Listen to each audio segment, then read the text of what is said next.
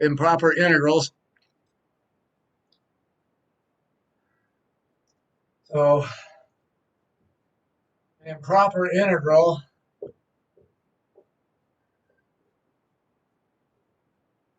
is basically an integral with an infinity in it. Pardon me.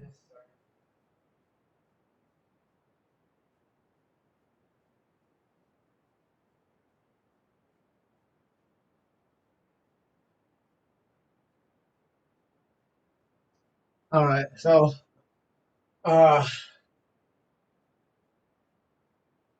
these are integrals where you have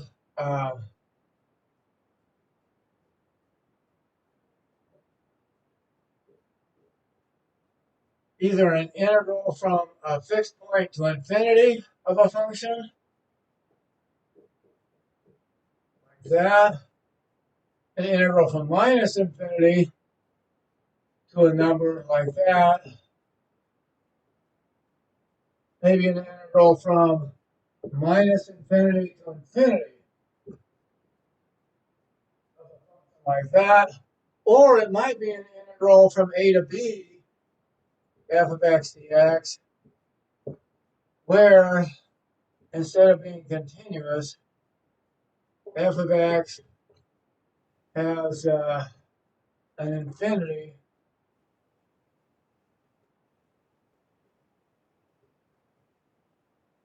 in the interval between a and b somewhere, plus or minus infinity. Everybody see okay? By the way, you can unmute your mic and ask a question anytime and then put the mute back on if you have any questions. But it's these kinds of integrals. There's a very, very fun problem with these that makes a nice example. This section will really, it's one of the fun things about calculus. Here's an interesting problem where, hold on.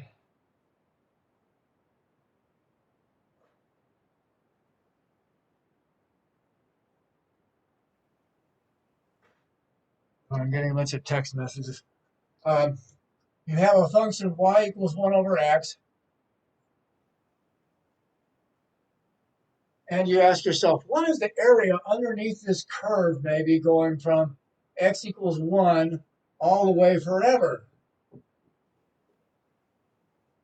Intuitively, you'd think that's infinite area because it's infinite long, but on the other hand, it's getting narrower and narrower, so maybe it's not infinity.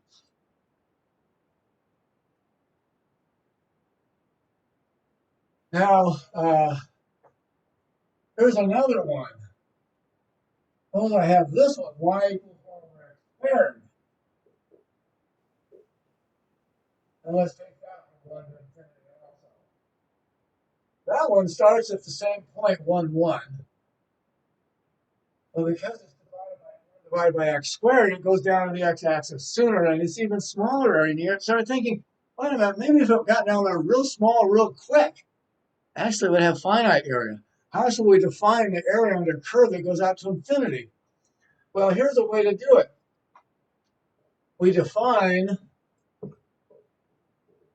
this improper integral from a to infinity, if we write that, f of x dx, to mean the limit as b goes to infinity of the integral from a to b of f of x dx.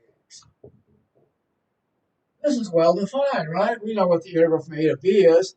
And we can think of this becomes then, if we think of b as being a variable, a function of b, and we can take the limit as b goes to infinity of that. Then what we get is this. What is the integral of that one? Integral from 1 to infinity of 1 over x squared dx. Well, by this definition, it's the limit as b goes to infinity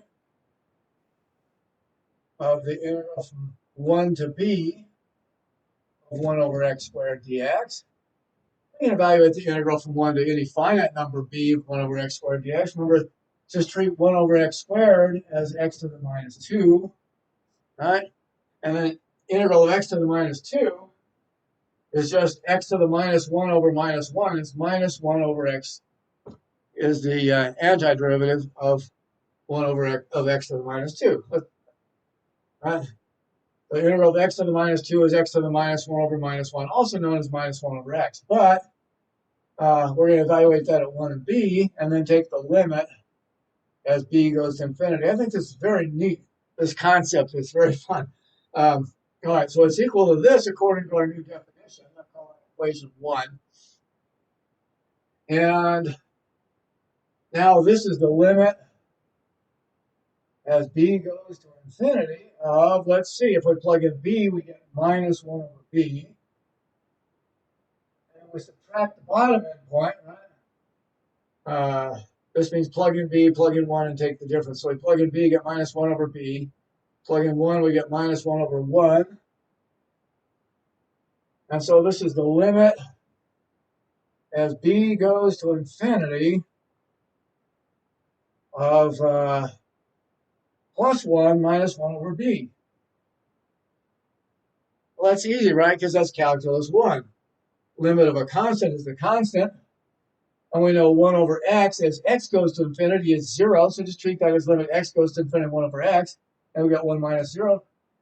This actually has unit area. The area under the curve y equals x squared from 1 to infinity is actually exactly equal to 1 by that definition. And it makes perfect sense. After all, what you're doing is you're thinking, I'll just take the integral from 1 to 2 or something to take that area. Then go from 1 to 3 and take that area from 1 to 4. And if the numbers are getting closer and closer to a particular number, and they are, if you calculate all these, one will be like 0.99, then 0.999. The further you go out, the more these areas get closer and closer to 1. So we say the area under there ought to be exactly equal to 1. Right? So fascinating, right? That actually has finite area under an infinite strip. Maybe this one does too. Let's check it. Take a look at this one. Again, stop me anytime if there's a question. All right, it looks like a lot of you are still on here. Thanks for waiting for me.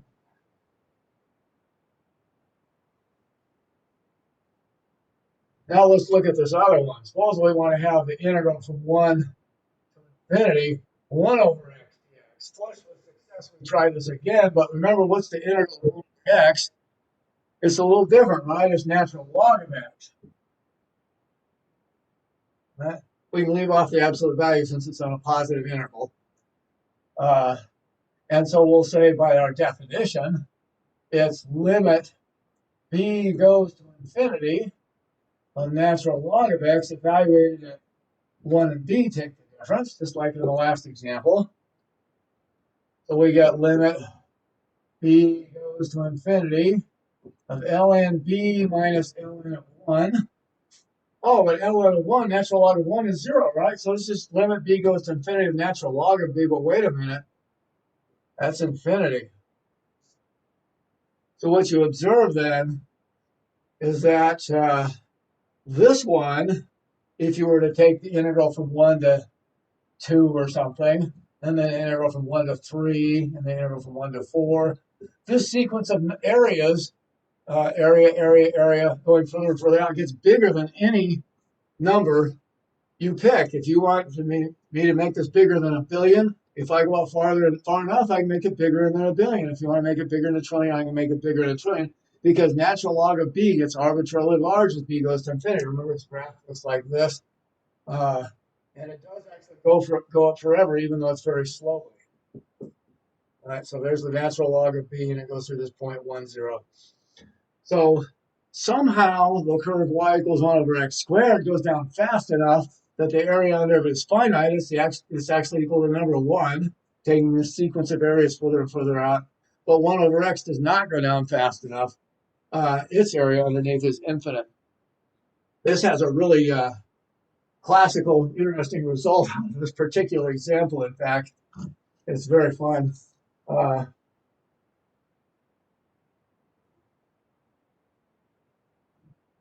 Suppose you were to take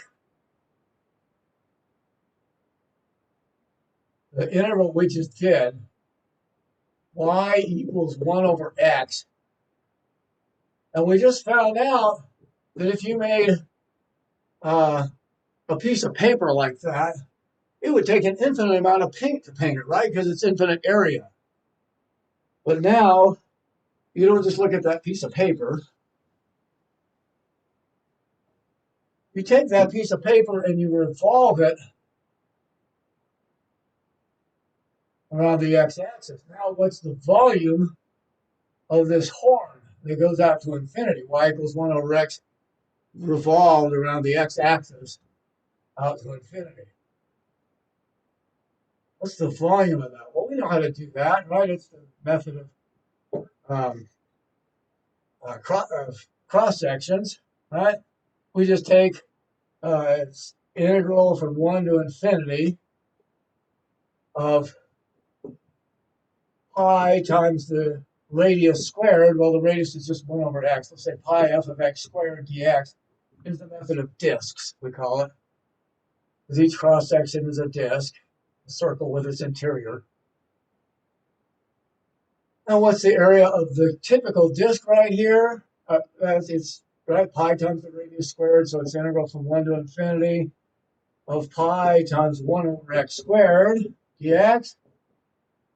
Now we can pull the pi out and see pi times the integral from 1 to infinity of 1 over x squared dx. Wait a minute, this integral we just proved was equal to 1. So the exact volume of this horn we took by taking the infinite area and revolving it is pi exactly. Isn't it strange how pi shows up in a lot of crazy places? It's going to show up a lot this semester, actually. You'd be surprised what integrals come out with pi. It's not too surprising here because you revolve this in a circle, maybe, but this problem is sometimes called Gabriel's horn. That is, Gabriel can stand out at infinity and blow this infinitely long horn with exactly pi units of volume. It's a finite volume in this infinitely long horn. But oddly enough, you'd think, well, wait a minute, if it takes an infinite amount of paint to paint this strip in here, then how are we ever going to paint the horn? Well, we just fill it up with paint, right? Why can't we just fill this up with paint and paint it with a finite amount of paint, since it only takes pi units of paint to paint it? So it's a big conundrum, but it actually does make perfect sense if you really think about it. It's just one of the things that kind of surprises your mind when you first start to think about this. This is typical. You can fit an infinite amount of areas into a finite volume. I mean, if you really think about it, a can of paint is that way, right? Each cross section has a finite area, but if you take all these infinite cross sections, there's infinite area in there, but it only fills up the finite can of paint. So it's the same kind of concept up here, but it starts to make you think, and actually if you figure the surface area on this too, the surface area is infinite, takes an infinite amount of paint to paint it in that sense, and yet at the same time you can only pour a finite amount of paint into it. So these are the kind of odd questions that thinking about infinity brings up, and calculus helps you make these rigorous. It actually does all come out just perfectly rigorous, but surprising sometimes.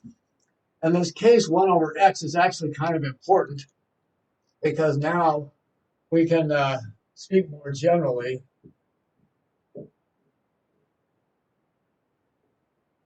And say, well, I wonder what the integral from 1 to infinity or any other positive finite number to infinity is of 1 over x to the p. All right, what's that one? Well, again, it will be the limit as p goes to infinity of the integral from 1 to p of 1 over x to the p dx. And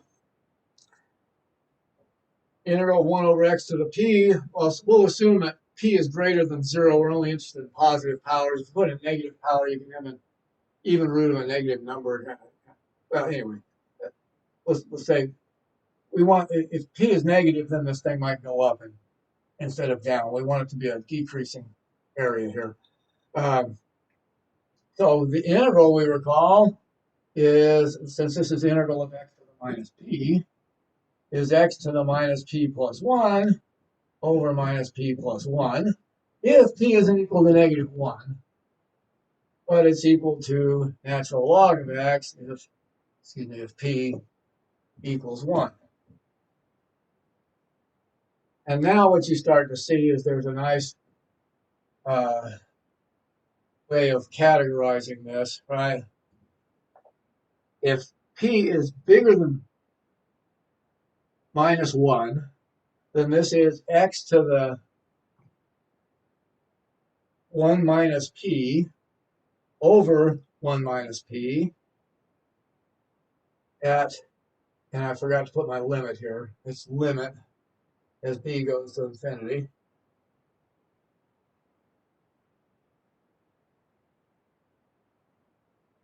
As b goes to infinity, this is driven to 0. If I go from 1 to b, if b is bigger than 1, then this is x to a negative number, and the top end, and let's write this one more step. When b goes to infinity,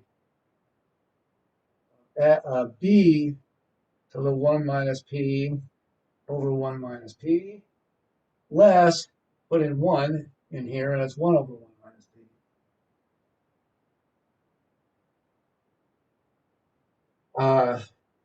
That's for p not equal to negative 1, or if p is equal to 1, then you have limit of ln b minus ln 1 here, and this one's 0. And the limit of ln b is infinity. So what you get is if p equals 1, you get that this integral is equal to infinity. If p is bigger than 1, then this one gives you a finite number. Bring it around here just briefly. The top line gives you the number 0 minus 1 over 1 minus p. So it's 1 over p minus 1. If p is bigger than 1, just doing this one, the first one becomes 0 if p is bigger than 1 at the limit of positive number to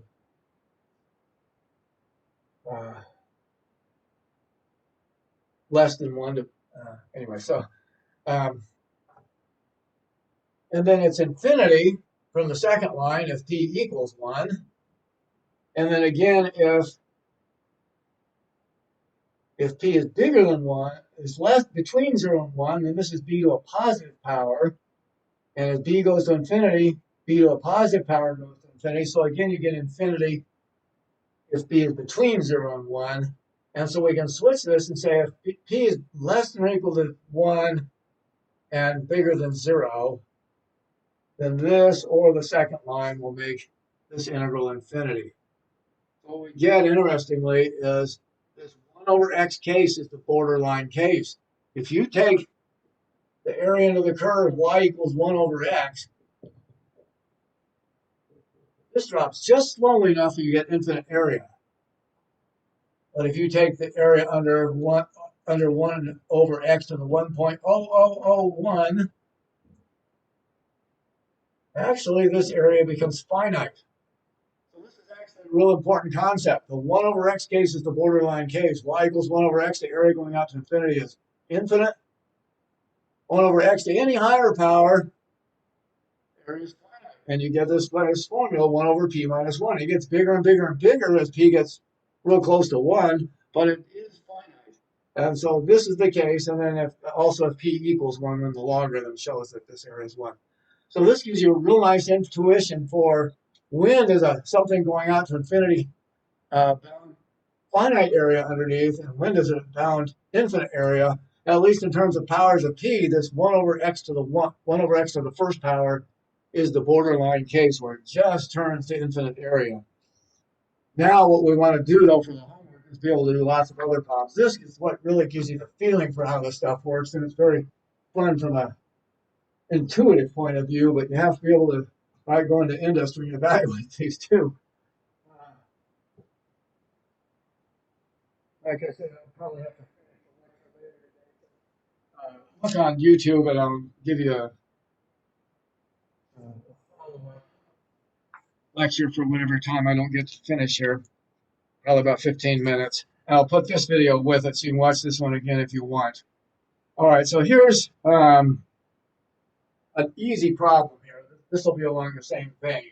This is the first one on WebAssign. You'll probably get different numbers. It says, what's the integral from 1 to r of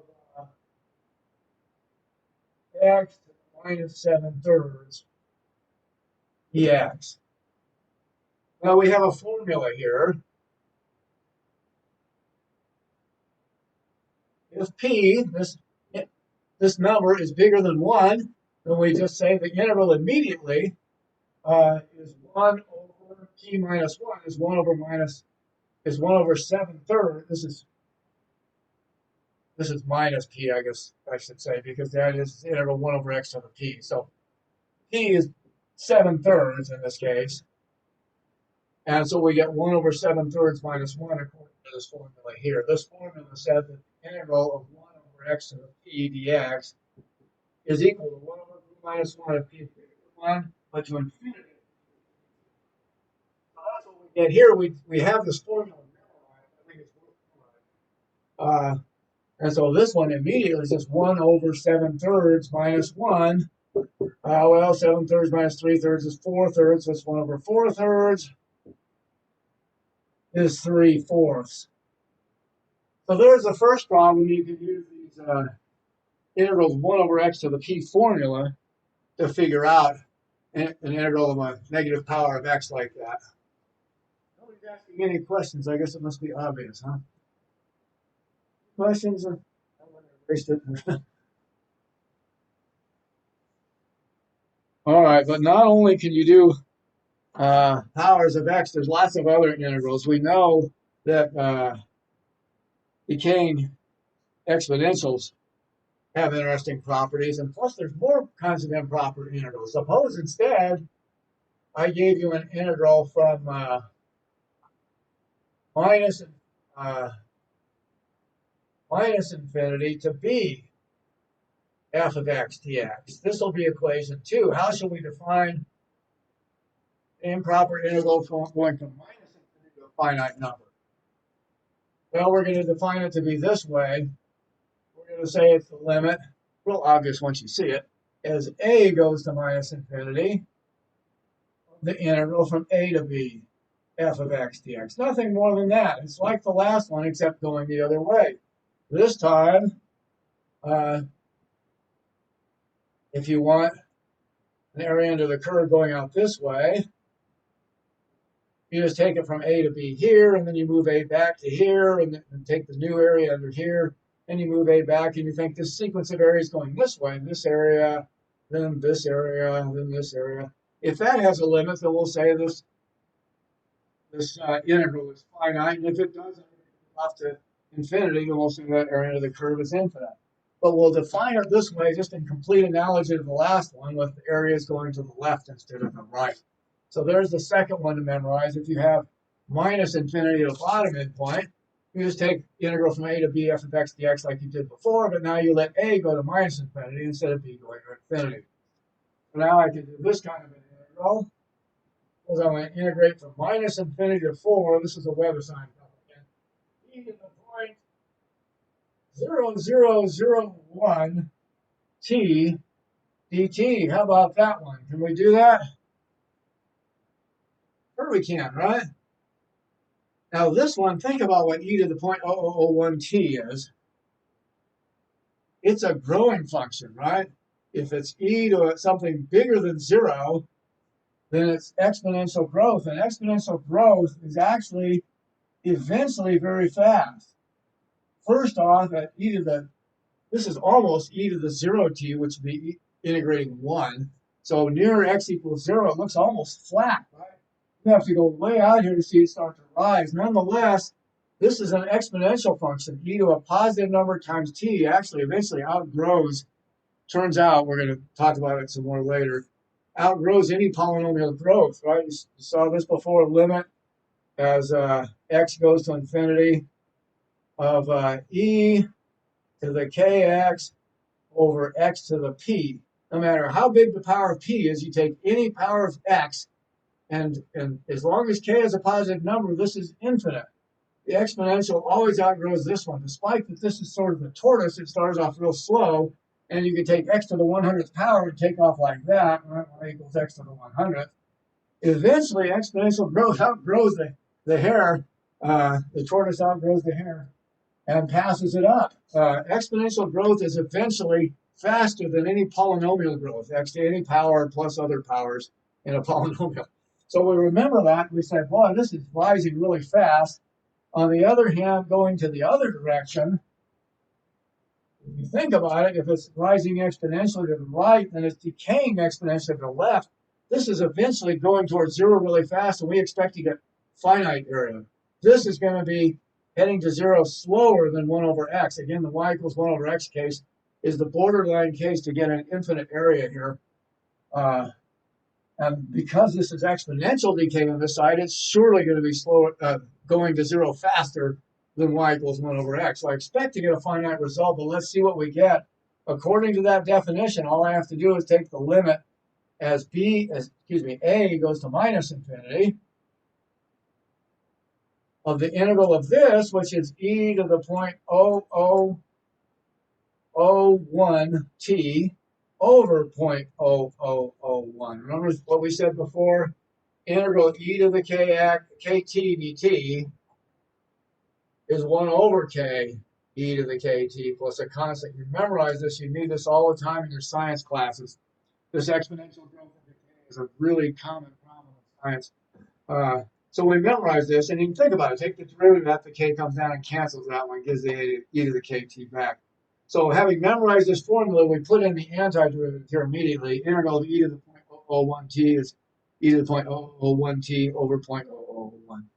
Then we're going to take the limit that go from a to 4. Limit as a goes to minus infinity. That's the definition of the improper integral from minus infinity to a finite number. All right. So what is this? 1 over 0.0001 is 1 over 1/10,000th. Is 10,000, so I have 10,000 a big number because that's what happens because this is starting off kind of flat. It's going to make a big area. 10,000 limit as a goes to minus infinity. I better write this on the next line, huh?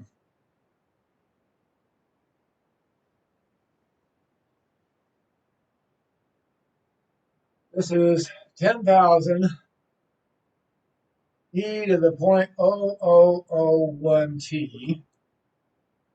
Plug in a and 4. Then take the limit as a goes to minus infinity. So this is 10,000 times e to the 0.0004 minus e to the 0.0001a, and limit as a goes to minus infinity. So as a goes to minus infinity, this is e to a negative infinity is 0, right? E to the minus infinity is 0. So we just get 10,000 e to the 0.0004.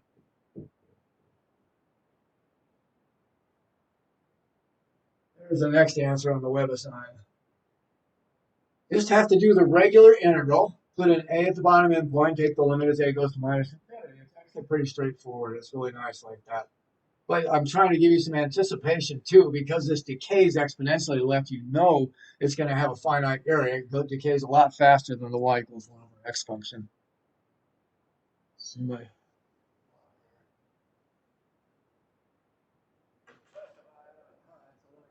can do here for you.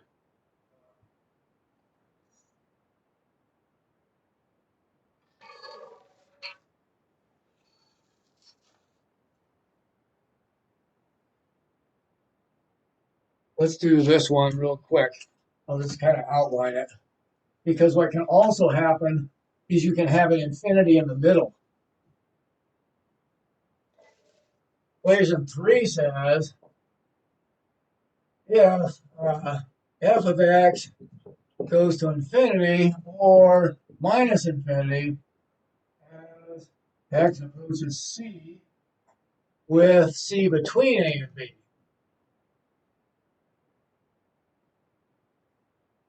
Then you can do an improper integral with an infinity in the middle. Suppose I take the integral from a to b, f of x dx, and the idea is it looks something like this. Here's a and b. Something in the middle c, maybe this goes off to infinity. It's approaching an asymptote. Then it comes back down. Maybe it's still got finite area under there, right? This looks kind of like the two problems we just did with the tail going out this way, but now the tail goes vertically. Right? This is y equals f of x. What should we do? We'll say that this is the integral. This is the limit. Uh,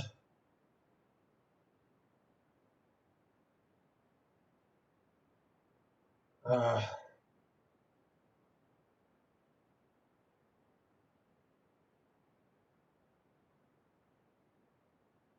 it's the limit as x approaches c from the left of the integral from a to c of f of x dx. So you can think of taking the integral from a to b, let's say a to b. Got too many letters here. Let's say x goes to d. Right? So x goes to d, and so you have a little point d here, and it gets closer and closer to c in the middle where you've got an infinity. And so we'll just let it'll be the limit as d approaches c from the left, thinking of taking this area and then a little closer, the area of the curve with d really close to c, and as d approaches c, then the areas here, if they get infinite, then you say this improper integral diverges. Then we'll take the limit as d goes to c from the right of the integral from d to b f of x dx. Thinking of taking b a little bit to the right of c, calculating the area of the curve. We get a finite number, right? Not this continuous curve. Take it a little closer, So the limit of the areas as d gets closer and closer to c to the right is infinite, then we say this thing is infinity. And then we'll make the following note.